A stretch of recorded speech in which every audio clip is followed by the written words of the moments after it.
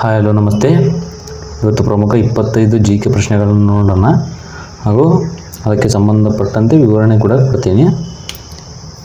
Start ಮಾಡೋಣ. ಅದಕ್ಕಿಂತ ಮುಂಚೆ ನಮ್ಮ ಚಾನಲ್ನ ಸಬ್ಸ್ಕ್ರೈಬ್ ಮಾಡಿ, ಇಷ್ಟ ಆದರೆ ಲೈಕ್ ಮಾಡಿ, ಓಕೆನಾ. ಹಂಗಾರಕಟ್ಟೆ ಬಂದರು. ಹಂಗಾರಕಟ್ಟೆ ಬಂದರು ಯಾವ ನದಿ ಪಕ್ಕ ಇದೆ? ಕಾಳಿ ನದಿ, ಶರಾವತಿ ನದಿ, ಸೀತಾ ನದಿ, ನೇತ್ರಾವತಿ ನದಿ.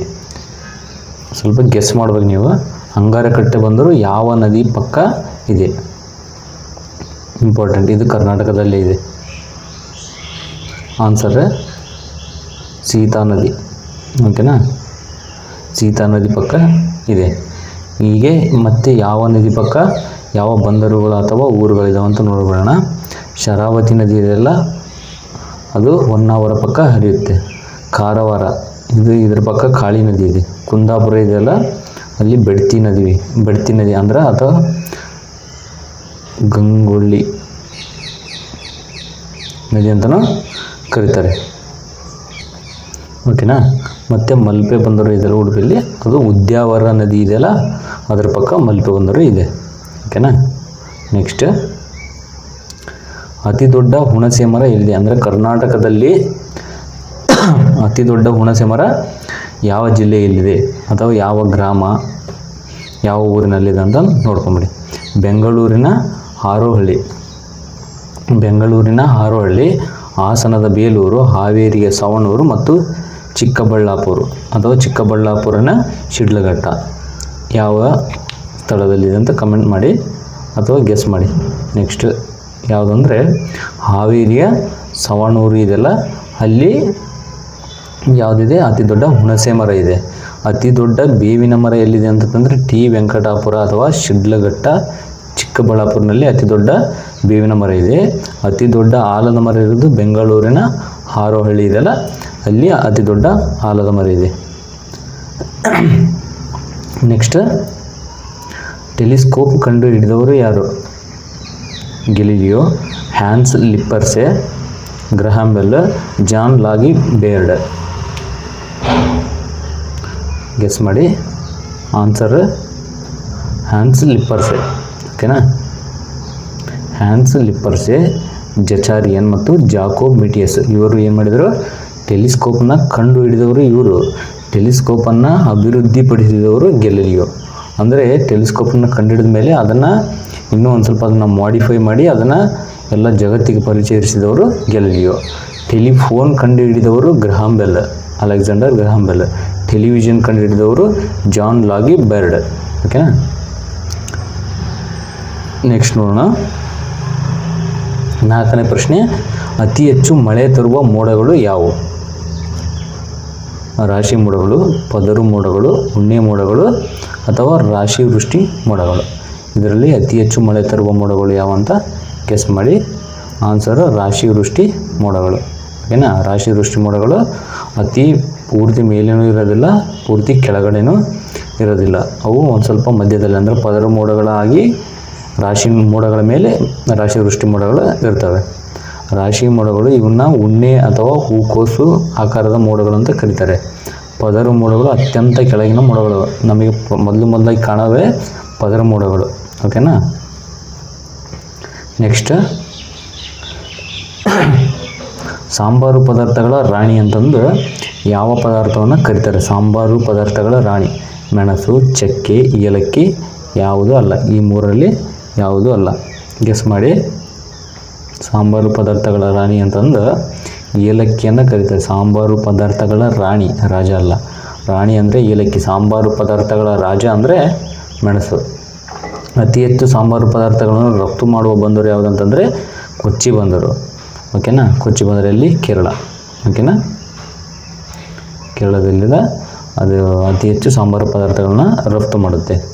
ಕಾಳು ಮೆಣಸಿನ ರಾಣಿ ಅಂತಂದು ಉಳ್ಳಾಳದ ರಾಣಿ ಅಬ್ಬಕ್ಕ ಅಂತ ಕರೀತಾರೆ. ಇವರು ಮೊಟ್ಟ ಮೊದಲ ಬಾರಿಗೆ ಪೋರ್ಚುಗೀಸರ ವಿರುದ್ಧ ಹೋರಾಡಿದ ಭಾರತದ ಮೊದಲ ಮಹಿಳೆ ಅಂತ ಕರೀತಾರೆ. ಈಕಿನ ಪೋರ್ಚುಗೀಸರ ವಿರುದ್ಧ ಹೋರಾಡಿದ ಭಾರತದ ಮೊದಲ ಮಹಿಳೆ ಯಾರು? ರಾಣಿ ಅಬ್ಬಕ್ಕ, ಓಕೆನಾ. ಇದು ಯಾವಪ್ಪ ಕೊಚ್ಚಿ ಬಂದರು ಇದೆಲ್ಲ ಅದನ್ನು ಸ್ಪೈಸಿ ಬಂದರು ಅಂತಲೇ ಕರೀತಾರೆ.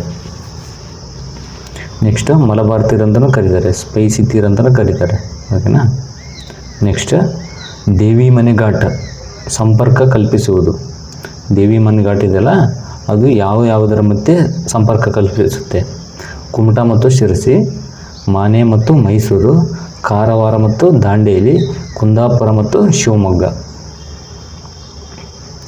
ದೇವಿ ಮನೆ ಘಾಟ್ ಸಂಪರ್ಕ ಕಲ್ಪಿಸುವುದು ಕುಮಟಾ ಮತ್ತು ಶಿರಸಿ ಮಧ್ಯೆ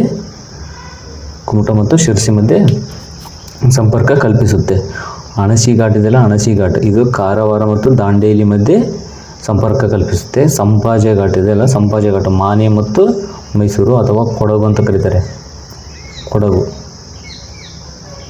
ಮೈಸೂರು ಅಥವಾ ಕೊಡಗು ಅಂತ ಕರೀತಾರೆ. ಮಾನೆ ಅಂತಂದರೆ ಮಂಗಳೂರು. ಓಕೆನಾ. ಮಂಗಳೂರು ಕೊಡಗಿನ ಮಧ್ಯೆ ಸಂಪರ್ಕ ಕಲ್ಪಿಸುತ್ತೆ ಅಥವಾ ಮಾನೆ ಮತ್ತು ಮೈಸೂರು ಅಂತ ಕರೀತಾರೆ. ಮಾನೆ ಅಂದರೆ ಮಂಗಳೂರು, ಮೈಸೂರು ಅಂದರೆ ಕೊಡಗು, ಮಡಿಕೇರಿ ಅಂತಲೂ ಕರೀತಾರೆ. ಓಕೆನಾ. ನಿಮ್ಗೆ ಗೊತ್ತಿಲ್ಲ ಅಂತ ಹೇಳಿದ್ದೀನಿ, ಯಾವುದು ಇದೆ ಅಂತ ಕೊಡಬೇಕಂತ ಏನಿಲ್ಲ, ಸೊ ಅದಕ್ಕಾಗಿ ಹೇಳ್ತಿದ್ದೇನೆ. ಮಂಗಳೂರು ಮತ್ತು ಕೊಡಗಿನ ನಡುವೆ, ಮಂಗಳೂರು ಮತ್ತು ಮಡಿಕೇರಿ ನಡುವೆ ಅಂತಲೂ ಕೊಡ್ತಾರೆ. ಮಾನೆ ಮತ್ತು ಮೈಸೂರು ಅಂತಲೂ ಕೊಡ್ತಾರೆ. ಓಕೆನಾ. ಶಿರಾಡಿ ಘಾಟ್ ಇದು ಹಾಸನ, ಸಕಲೇಶಪುರ, ಮಂಗಳೂರು. ಹಾಸನ ಸಕಲೇಶಪುರ ಅಂದರೆ ಹಾಸನದಲ್ಲಿ ಸಕಲೇಶಪುರ ಬರುತ್ತೆ, ಸೊ ಸಕಲೇಶಪುರ ಟು ಮಂಗಳೂರು. ಓಕೆನಾ. ಹುಲಿಕಲ್ ಘಾಟ್ ಶಿವಮೊಗ್ಗ, ಕುಂದಾಪುರ. ನೆಕ್ಸ್ಟ್ ಭೂಮಿಯಲ್ಲಿ ಜೀವಿಗಳು ಉಗಮವಾಗಲು ಕಾರಣವಾದ ಅನಿಲ ಯಾವುದು? ಓಕೆನಾ. ಆಮ್ಲಜನಕ, ಮೀಥೇನ್, CO2 ಅದಂದರೆ ಕಾರ್ಬನ್ ಡೈಆಕ್ಸೈಡ್, ಹೈಡ್ರೋಜನ್. ಯಾವುದು ಭೂಮಿಯ ಮೇಲೆ ಜೀವಿಗಳು ಉಗಮವಾಗಲು ಕಾರಣವಾದ ಅನಿಲ ಯಾವುದು? ಮೀಥೇನ್ ಇದೆಯಲ್ಲ, ಮೀಥೇನ್ ಇದು ಭೂಮಿಯ ಮೇಲೆ ಜೀವಿಗಳು ಉಗಮವಾಗಲು ಕಾರಣವಾದ ಅನಿಲ. ಓಕೆನಾ. ನೆಕ್ಸ್ಟ್ ಆಮ್ಲಜನಕವನ್ನು ಜೀವಾನಿಲ ಅಂತ ಕರೀತಾರೆ. ಹೈಡ್ರೋಜನ್ ಇದು ಸೌರಮಂಡಲದಲ್ಲಿ ಇರುವ ಅತಿ ಹೆಚ್ಚು ಇರುವ ಅನಿಲ. ಒಂದು ವೇಳೆ ಸೌರಮಂಡಲ ಬಿಟ್ಟು ನಮ್ಮ ವಾತಾವರಣದಲ್ಲಿರುವ ಅತಿ ಹೆಚ್ಚು ಅನಿಲ ಯಾವುದಂತಂದರೆ ಯಾವುದು? ನೈಟ್ರೋಜನ್. ಓಕೆನಾ. ನೈಟ್ರೋಜನ್ ಇದು ನಮ್ಮ ವಾತಾವರಣದಲ್ಲಿ ಅತಿ ಹೆಚ್ಚು ಇರುವ ಅನಿಲ. ಸೌರಮಂಡಲದಲ್ಲಿ ಅಂತ ಕೇಳಿದರೆ ಹೈಡ್ರೋಜನ್. ಓಕೆನಾ. CO2 ವಿಷಾನಿಲ ಅಂತ ಕರೀತಾರೆ. ನೆಕ್ಸ್ಟ್ ಸಮಭಾಜಕ ವೃತ್ತದ ವ್ಯಾಸ. ಸರಿಯಾಗಿ ಓದ್ಬೇಕು, ಯಾವುದೇ ಕ್ವಶನ್ನ ಸರಿಯಾಗಿ ಓದ್ಬೇಕು. ಆ ಕಾರಣಕ್ಕಾಗಿ ಇಂಥ ಕ್ವಶನ್ ಆಗ್ತಾಯಿದ್ದೀನಿ ಅಷ್ಟೇ. ಸಮಭಾಜಕ ವೃತ್ತದ ವ್ಯಾಸ ಎಷ್ಟು? 12,714, 40,076, 40,008, 12,756. ಇದು ಕಿಲೋಮೀಟ್ರ್ ಮತ್ತು ಮೀಟ್ರಲ್ಲ. ಓಕೆನಾ. ಕಿಲೋಮೀಟ್ರ್ 12,714, 40,076, 40,008, 12,756. ಆನ್ಸರ್ 12,756. ಅಂದರೆ ವ್ಯಾಸ. ಈಗ ಎಕ್ಸಾಂಪಲ್ ಇದೊಂದು ಭೂಮಿ. ಓಕೆನಾ. ಈ ರೀತಿ ನಮ್ಮ ಭೂಮಿ ಇದೆ. ಇಲ್ಲಿ ಮೇಲೆ ಧ್ರುವದಲ್ಲಿ ಸ್ವಲ್ಪ ಚಪ್ಪಟೆ ಆಕಾರ ಬರುತ್ತೆ, ಇಲ್ಲಿ ಸೈಡ್ ಈ ರೀತಿ ಬರುತ್ತೆ. ಓಕೆನಾ. ಹಿಂಗೆ ಬರುತ್ತೆ. ಸೊ ಅದಕ್ಕಾಗಿ ಭೂಮಿಯ ವ್ಯಾಸ ಅಂದರೆ ಸಮಭಾಜಕ ವೃತ್ತ ಐತಲ್ಲಿ, ಇಲ್ಲಿಂದ ಇಲ್ಲಿಗೆ 12,756 ಮಿಡಲ್. ಓಕೆನಾ. ಭೂಮಿಯ ವ್ಯಾಸ ಧ್ರುವದಲ್ಲಿ ಅಂದರೆ ಈ ರೀತಿಯಾಗಿ ನೋಡಿದ್ರೆ 12,714, ಇಲ್ಲಿಂದ ಇಲ್ಲಿಗೆ ಅಂದರೆ ಇದು ಜಾಸ್ತಿ ಆಗುತ್ತೆ. ಯಾಕಂದರೆ ಇಲ್ಲಿ ಚಪ್ಪಟೆ ಆಕಾರ ಇದೆ, ಇಲ್ಲಿ ರೌಂಡ್ ಶೇಪ್ ಬರೋದು ಸ್ವಲ್ಪ ನಮ್ಮ ಧ್ರುವದಲ್ಲಿ. ಸೊ ಆ ಕಾರಣಕ್ಕಾಗಿ ಸ್ವಲ್ಪ ಕಡಿಮೆ ಬರುತ್ತೆ. ಭೂಮಿಯ ಸುತ್ತಳತೆ ಸಮಭಾಜಕದಲ್ಲಿ ಎಷ್ಟಿದೆ ಅಂದರೆ ಭೂಮಿಯ ಸುತ್ತಳತೆ ಅಂದರೆ ಈ ರೀತಿಯಾಗಿ ರೌಂಡ್ ಸಮಭಾಜಕದಲ್ಲಿ ಎಷ್ಟಿದೆ ಅಂತಂದರೆ 40,076 ಕಿಲೋಮೀಟರ್ ಇದೆ. ಭೂಮಿಯ ಸುತ್ತಳತೆ ಧ್ರುವದಲ್ಲಿ ಅಂದರೆ ಈ ರೀತಿಯಾಗಿ ಎಷ್ಟಿದೆ ಅಂತಂದರೆ 40,008. ಅರ್ಥ ಆಯ್ತು ಅಂತ ಅನ್ಕೋತೀನಿ. ನೆಕ್ಸ್ಟ್ ಕ್ವಶನ್ ಹೋಗೋಣ. ಭಾರತದಲ್ಲಿ ಪ್ರಾರಂಭಿಸಿದ ಮೊದಲ ಕೈಗಾರಿಕೆ ಯಾವುದು? ಭಾರತದಲ್ಲಿ ಪ್ರಾರಂಭಿಸಿದ ಮೊದಲ ಕೈಗಾರಿಕೆ ಚಹಾ ಕೈಗಾರಿಕೆ, ಸಿಮೆಂಟ್ ಕೈಗಾರಿಕೆ, ಸೆಣಬು ಕೈಗಾರಿಕೆ, ಹತ್ತಿ ಕೈಗಾರಿಕೆ. ಭಾರತದಲ್ಲಿ ಪ್ರಾರಂಭಿಸಿದ ಮೊದಲ ಕೈಗಾರಿಕೆ ಯಾವುದು ಅಂತಂದರೆ ಚಹಾ ಕೈಗಾರಿಕೆ. ಓಕೆನಾ. ಚಹಾ ಕೈಗಾರಿಕೆಯನ್ನು 1835ರಲ್ಲಿ ಪ್ರಾರಂಭವಾಯಿತು. ಸಿಮೆಂಟ್ ಕೈಗಾರಿಕೆ ಪ್ರಾರಂಭ ಆಗಿದ್ದು ಭಾರತದಲ್ಲಿ ಮೊದಲ ಸಿಮೆಂಟ್ ಕಾರ್ಖಾನೆ 1904ರಲ್ಲಿ ಚೆನ್ನೈನ ಮದ್ರಾಸ್ನಲ್ಲಿ ಪ್ರಾರಂಭವಾಯಿತು. ವಿಶ್ವದಲ್ಲಿ ಸಿಮೆಂಟನ್ನು ಮೊಟ್ಟಮೊದಲು ಅಭಿವೃದ್ಧಿಪಡಿಸಿದವರು ಜೋಸೆಫ್ ಅಸ್ಪಡಿನ್. ಅವರು 1824ರಲ್ಲಿ ಪೋರ್ಟ್ಲ್ಯಾಂಡ್ ಸಿಮೆಂಟನ್ನು ಪರಿಚಯಿಸ್ತಾರೆ, ಅಭಿವೃದ್ಧಿಪಡಿಸಿದರು ಅವರು. ನೆಕ್ಸ್ಟ್ ಭೂಮಿ ತನ್ನ ಅಕ್ಷದ ಸುತ್ತ ಸುತ್ತುವುದು. ನಮ್ಮ ಭೂಮಿ ತನ್ನ ಅಕ್ಷದ ಸುತ್ತ ಸುತ್ತುವುದು.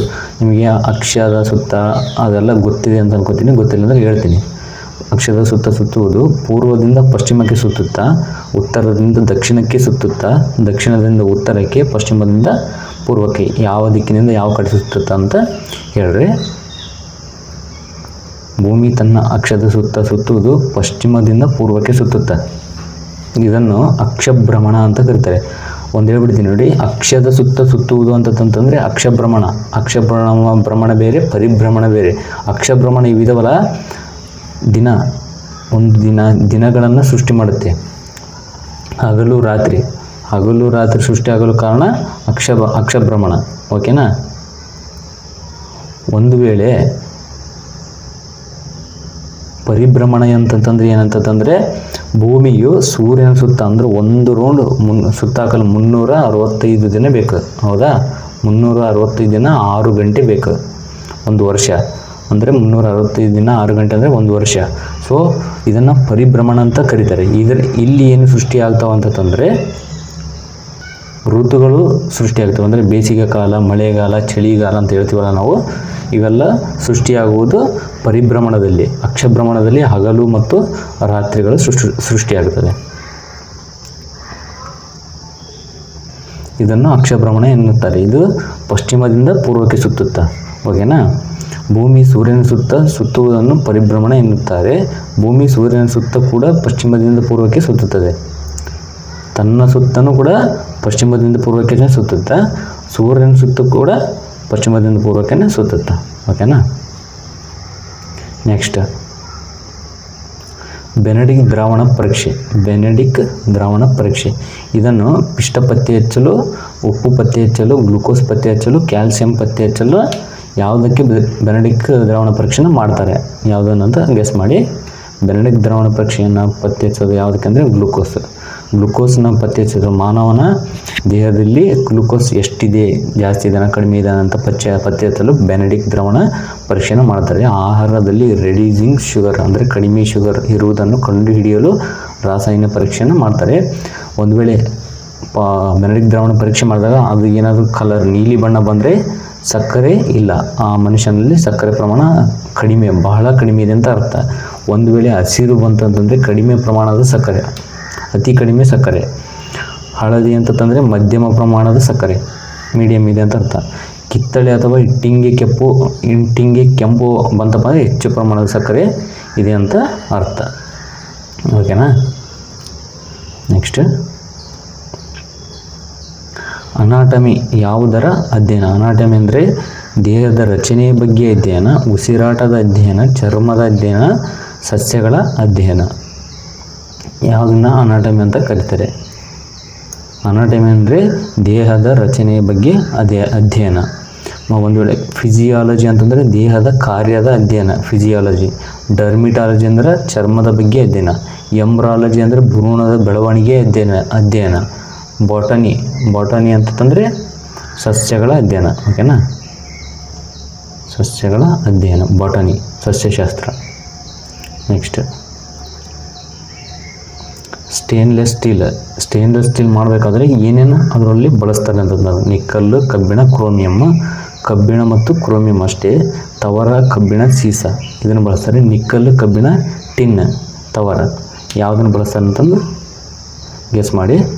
ಸ್ಟೇನ್ಲೆಸ್ ಸ್ಟೀಲ್ನ ಮಾಡಲು ನಿಕ್ಕಲ್ಲು, ಕಬ್ಬಿಣ, ಕ್ರೋಮಿಯಂನ ಬಳಸ್ತಾರೆ. ಓಕೆನಾ. ಸ್ಟೇನ್ಲೆಸ್ ಸ್ಟೀಲ್ ಮಾಡೋದು ಕಬ್ಬಿಣ.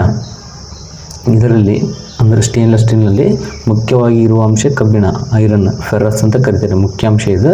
ಕ್ರೋಮಿಯಮ್ ಕನಿಷ್ಠ 10% ಇರುತ್ತೆ, 10.5% ಕನಿಷ್ಠ ಅಂದ್ರೆ ಇರುತ್ತೆ ಅದರಲ್ಲಿ.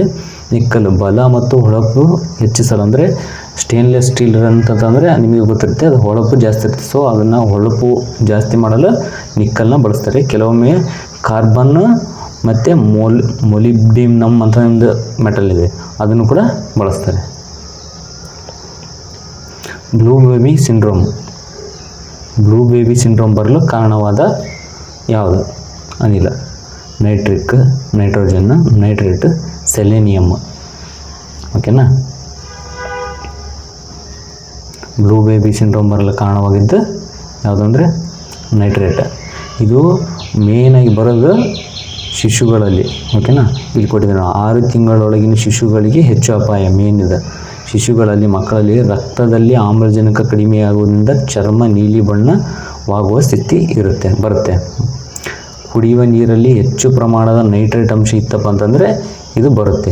ಇದು ಶರೀರದಲ್ಲಿ ಮೆಥಮೋಗ್ಲೋಬಿನ್ ಹೆಚ್ಚಿಸಿ ಆಮ್ಲಜನಕ ಸಾಗಣೆಯನ್ನು ಕಡಿಮೆ ಮಾಡಿಬಿಡುತ್ತೆ. ಆ ಟೈಮಲ್ಲಿ ನಮ್ಮ ಬಾಡಿ ಇದೆಲ್ಲ ನೀಲಿ ಆಕಾರದಲ್ಲಿ ಬರುತ್ತೆ, ಚರ್ಮ ನೀಲಿ ಬಣ್ಣವಾಗೋ ಸ್ಥಿತಿ ಕಾಣುತ್ತೆ. ಸೊ ಆ ಟೈಮ್ನಲ್ಲಿ ಯಾವುದು ಬ್ಲೂ ಬೇಬಿ ಸಿಂಡ್ರೋಮ್ ಬರುತ್ತೆ. ಇನ್ನೊಂದಿದೆಲ್ಲ ಇಲ್ಲಿ ಯಾವುದು ಸೆಲೆನಿಯಮ್. ಇದರಿಂದ ಯಾವುದು ಬರುತ್ತೆ ಅಂದರೆ ಕುಶಾನ್ ರೋಗ ಬರುತ್ತೆ. ಓಕೆನಾ, ಸೆಲೆನಿಯಮ್ನಿಂದ ಕುಶಾನ್ ರೋಗ ಬರುತ್ತೆ. ನೆಕ್ಸ್ಟ್, ಹಣಕಾಸು ನೀತಿಯನ್ನು ಯಾರು ನಿಯಂತ್ರಿಸುತ್ತಾರೆ? ಓಕೆನಾ, ಭಾರತ ಸರ್ಕಾರ, ಹಣಕಾಸು ಸಚಿವಾಲಯ, RBI, ಯೋಜನಾ ಆಯೋಗ. ಹಣಕಾಸು ನೀತಿಯನ್ನು ನಿಯಂತ್ರಿಸುವವರು ಯಾರು? ಹಣಕಾಸು ನೀತಿಯನ್ನು ನಿಯಂತ್ರಿಸುವವರು RBI. ಓಕೆನಾ, RBI ಇದೆಲ್ಲ ಹಣಕಾಸು ನೀತಿಯ ಸಾಧನಗಳು, ಟೂಲ್ಸ್. ಒಂದು ರೆಪೋ ರೇಟ್ ಅಂದರೆ RBI ಬ್ಯಾಂಕು ಇದೆಲ್ಲ ಅದು ಕೆಳಗಿನ ಬ್ಯಾಂಕುಗಳಿಗೆ ಸಾಲ ನೀಡುವ ಬಡ್ಡಿ ದರವನ್ನು ರೆಪೋ ರೇಟ್ ಅಂತ ಕರೀತಾರೆ. ಅಂದರೆ ಇಷ್ಟು % ಅಂತಂದು ಫಿಕ್ಸ್ ಇರುತ್ತೆ. ಅದು ಹೆಚ್ಚು ಮಾಡೋದು ಕಡಿಮೆ ಮಾಡೋದು ಕೂಡ ಅದಕ್ಕೆ ಬಿಟ್ಟಿದೆ. ಅಂದರೆ ದೇಶದ ಮೇಲಿನ ಒತ್ತಡದ ಮೇಲೆ ಅದು ಹೆಚ್ಚು ಕಡಿಮೆ ಮಾಡ್ತಾ ಇರುತ್ತೆ. ಅದ್ರ ಮೇಲೆ ಯಾವುದು RBI ಇದೆಲ್ಲ ಅದು ತನ್ನ ಕೆಳಗಿನ ಬ್ಯಾಂಕುಗಳಿಗೆ ಸಾಲ ನೀಡುತ್ತೆ. ಅದರ ಬಡ್ಡಿ ದರವನ್ನು ರೆಪೋ ರೇಟ್ ಅಂತ ಕರೀತಾರೆ.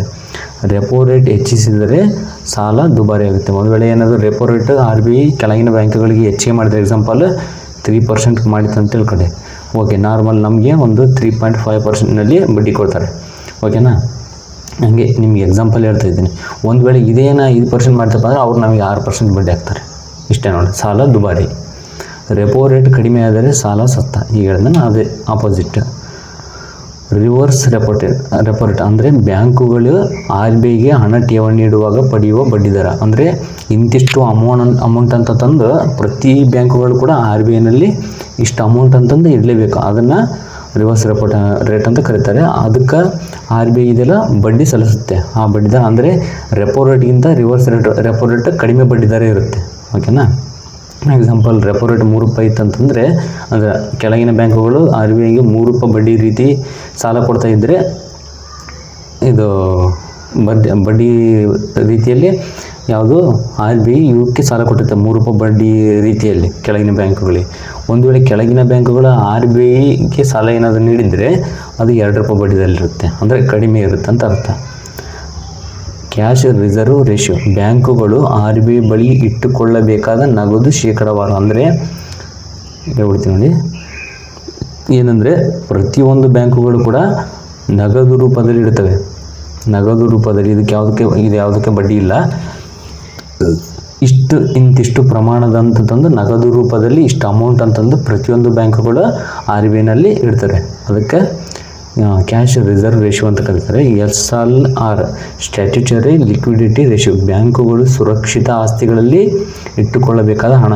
ಇದು ನಗದು ರೂಪದಲ್ಲ. ಅಂದರೆ ಸ್ಟ್ಯಾಟ್ಯುಟರಿ ಲಿಕ್ವಿಡಿಟಿ ರೇಷಿಯೋ ಅಂತಂದರೆ ಬೆಳ್ಳಿ, ಬಂಗಾರ ಅಥವಾ ಆಸ್ತಿ ಪತ್ರ ಇಂಥವುಗಳನ್ನು RBIನಲ್ಲಿ ಇಡ್ತವೆ. ಯಾವುವು ಬ್ಯಾಂಕುಗಳು ಇಂತಿಷ್ಟು ಪ್ರಮಾಣ ಅಂತಂದು ಇರ್ತವೆ. ಪರ್ಸೆಂಟೇಜ್ ಮೇಲೆ ಲೆಕ್ಕದಾಗ ಇರ್ತವೆ. 40%, 60%. ಅಂದರೆ 60% ನಗದು ರೂಪದಲ್ಲಿ, 40% ಲಿಕ್ವಿಡಿಟಿ ಅಂದರೆ ಯಾವುವು ಪತ್ರದ ರೂಪದಲ್ಲಿ ಈ ರೀತಿಯಾಗಿ ಇಡಬೇಕು. ಬೆಳ್ಳಿ, ಬಂಗಾರ ಈ ರೂಪದಲ್ಲಿ ಇಡಬೇಕು. ಇದನ್ನು SLR ಅಂತ ಕರೀತಾರೆ. ನೆಕ್ಸ್ಟ್, ನ್ಯಾಟೋ ಯಾವಾಗ ಸ್ಥಾಪನೆ ಆಯಿತು? 1992, 1949, 1982, 1948. ಓಕೆನಾ, ನ್ಯಾಟೋ ಸ್ಥಾಪನೆ ಆಗಿದ್ದು 1949ರಲ್ಲಿ ನ್ಯಾಟೋ ಸ್ಥಾಪನೆ ಆಯಿತು. ಇದು ನಾರ್ತ್ ಅಟ್ಲಾಂಟಿಕ್ ಟ್ರೀಟಿ ಆರ್ಗನೈಸೇಷನ್ ಮುಖ್ಯ ಕಚೇರಿ ಬ್ರುಸೆಲ್ಸ್ ಅಂದರೆ ಬೆಲ್ಜಿಯಂನ ಬ್ರುಸೆಲ್ಸ್ನಲ್ಲಿದೆ. ಸ್ಥಾಪನೆಯಾದ ದಿನ 4 ಏಪ್ರಿಲ್ 1949 ಸ್ಥಾಪನೆಯಾಗಿದ್ದ ಸ್ಥಳ ವಾಷಿಂಗ್ಟನ್ DC. ಸ್ಥಾಪನೆಯಾಗಿದ್ದ ಸ್ಥಳ ವಾಷಿಂಗ್ಟನ್ DC, ಬಟ್ ಮುಖ್ಯ ಕಚೇರಿ ಇರೋದು ಬೆಲ್ಜಿಯಂನ ಬ್ರುಸೆಲ್ಸ್. ಒಂದು ದೇಶದ ಮೇಲೆ ದಾಳಿ ಆತಪ್ಪ ಅಂದ್ರೆ ಎಲ್ಲ ಸದಸ್ಯಗಳ ಮೇಲೆ ದಾಳಿ ಆದ ರೀತಿ ಸೊ ಎಲ್ಲ ಸದಸ್ಯ ದೇಶಗಳು ಕೂಡ ಅದಕ್ಕೆ ಬೆಂಬಲ ನೀಡಬೇಕು. ಈಗ ಪ್ರಸ್ತುತ 32 ದೇಶಗಳು ಅದರಲ್ಲಿ ಇದ್ದಾವೆ. ಈ ಪ್ರೆಸೆಂಟ್ ಯಾಕೆ ಹೇಳಿದಂತಂದರೆ ಅಮೇರಿಕ ಕೂಡ ಇದರಲ್ಲಿದೆ.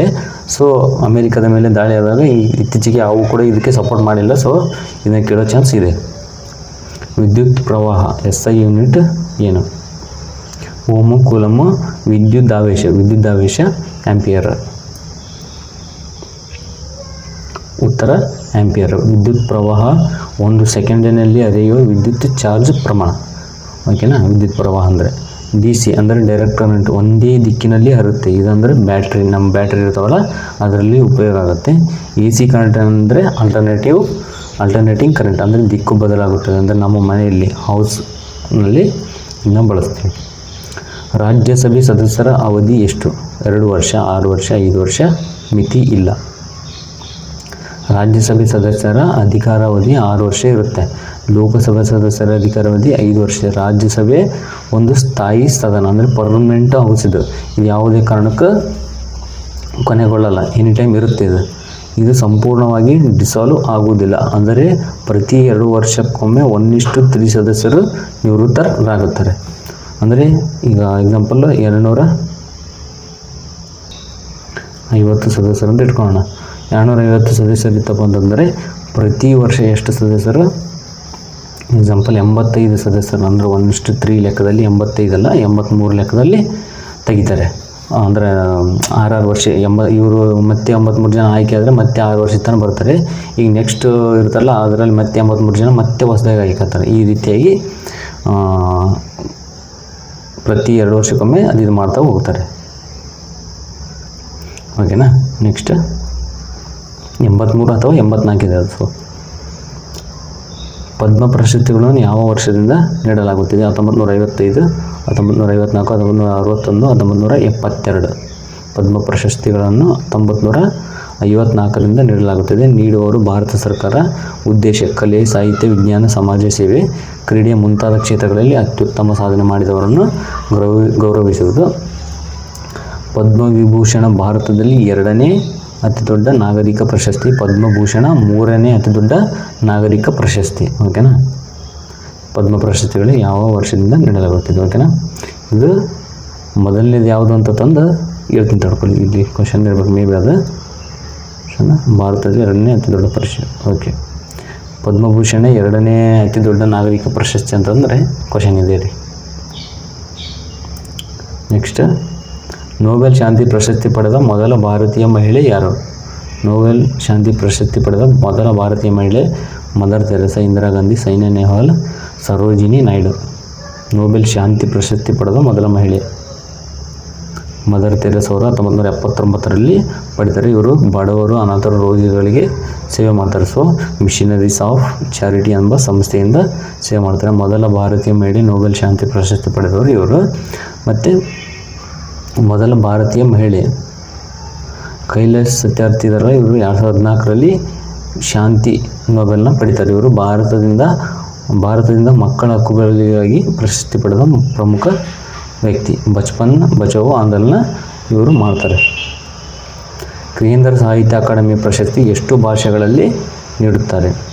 25, 5, 24 ಎಲ್ಲ ಭಾಷೆಗಳಲ್ಲಿ, ಯಾವುದೇ ಮಿತಿ ಇಲ್ಲ ಅಂತ ಅರ್ಥ. ಓಕೆನಾ? 24 ಭಾಷೆಗಳಲ್ಲಿ ಕೇಂದ್ರ ಸಾಹಿತ್ಯ ಅಕಾಡೆಮಿ ಪ್ರಶಸ್ತಿ ನೀಡಿದ್ದಾರೆ. 1954ರಿಂದ ನೀಡ್ತಾ ಬಂದಿದ್ದಾರೆ. ಮೊದಲ ಪ್ರಶಸ್ತಿ 1955ರಲ್ಲಿ ನೀಡಿದರು. 1 ಲಕ್ಷ ಹಣ, ತಾಮ್ರ ಫಲಕ, ಶಾಲು. ಕನ್ನಡದಲ್ಲಿ ಮೊದಲ ಬಾರಿಗೆ 1955ರಲ್ಲಿ ಕುವೆಂಪುರವರು ಪಡೆದರು. ಪ್ರತಿ ಸಾರಿನೂ 24 ಭಾಷೆಗಳಿಗೆ ನೀಡ್ತಾರೆ. ಒಟ್ಟು ಪ್ರಶಸ್ತಿಗಳು 69 ಕನ್ನಡಕ್ಕೆ ಬಂದಿದ್ದಾವೆ.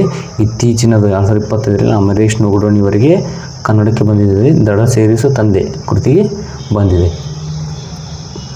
ಭಾರತದ ಅತ್ಯುನ್ನತ ಸಾಹಿತ್ಯ ಪ್ರಶಸ್ತಿ ಯಾವುದು? ಅತ್ಯುನ್ನತ ಸಾಹಿತ್ಯ ಪ್ರಶಸ್ತಿ ಭಾರತ ರತ್ನ ಪ್ರಶಸ್ತಿ, ಜ್ಞಾನಪೀಠ ಪ್ರಶಸ್ತಿ, ಕೇಂದ್ರ ಸಾಹಿತ್ಯ ಅಕಾಡೆಮಿ ಪ್ರಶಸ್ತಿ, ಪದ್ಮವಿಭೂಷಣ ಪ್ರಶಸ್ತಿ.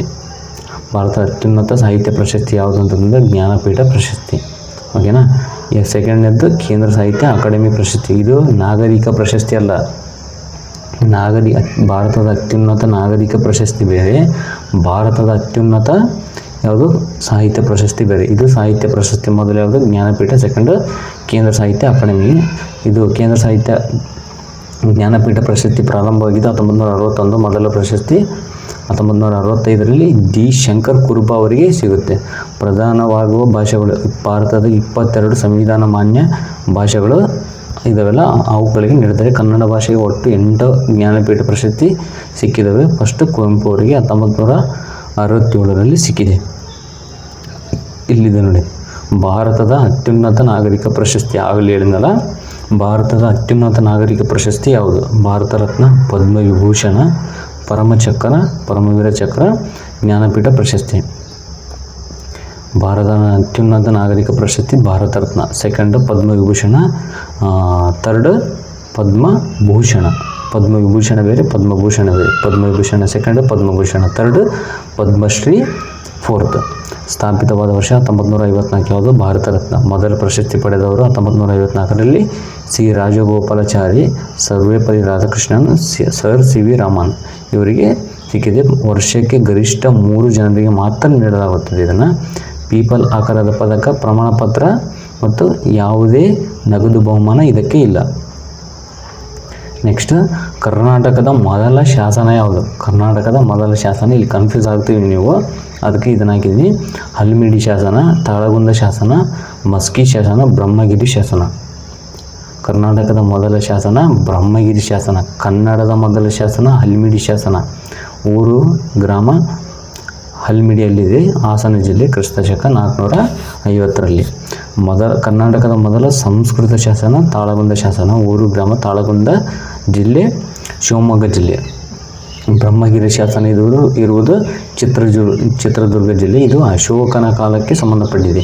ಓಕೆನಾ, ಅಶೋಕನ ಕಾಲಕ್ಕೆ ಸಂಬಂಧಪಟ್ಟಿದೆ. ಸೊ ಇದನ್ನು ಕೆಲವು ಆಲ್ಮೋಸ್ಟ್ ಹೇಳಿದ್ದಾರೆ ಕೆಲವೊಂದು ವಿದ್ವಾಂಸರು, ಬ್ರಹ್ಮಗಿರಿ ಶಾಸನವನ್ನು ಕರ್ನಾಟಕದ ಮೊದಲ ಶಾಸನ ಅಂತ ಹೇಳ್ತಾರೆ.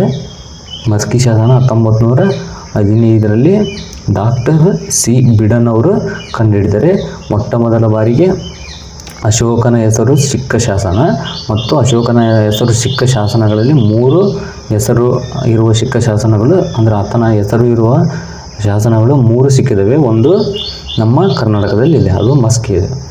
ಸೆಕೆಂಡದು ಮಧ್ಯಪ್ರದೇಶದಲ್ಲಿದೆ ಅಂತಂದು ಕೇಳ್ಪಟ್ಟಿದ್ದಾರೆ, ಮತ್ತು ಇನ್ನೊಂದೆಲ್ಲ ಇದೆ, ನನಗಷ್ಟು ನೆನಪಾಗ್ತಾಯಿಲ್ಲ. ಮೂರನೇದು ಟೈಗರ್ ಮ್ಯಾನ್ ಆಫ್ ಇಂಡಿಯಾ ಅಂತ ಯಾರನ್ನ ಕರೀತಾರೆ? ಈಜಿ ಇದೆ. Salim Ali, Kailash Sankhla, MS Swaminathan, Sunder Lal Bahuguna. Easy question. ಇದನ್ನು ಕಮೆಂಟ್ ಮಾಡಿ, ಇಲ್ಲಾಂದರೆ ಮುಂದಿನ ವಿಡಿಯೋದಲ್ಲಿ ಹೇಳ್ತೀನಿ ಟೈಗರ್ ಮ್ಯಾನ್ ಆಫ್ ಇಂಡಿಯಾ ಯಾರು ಅಂತಂದು. Thank you all.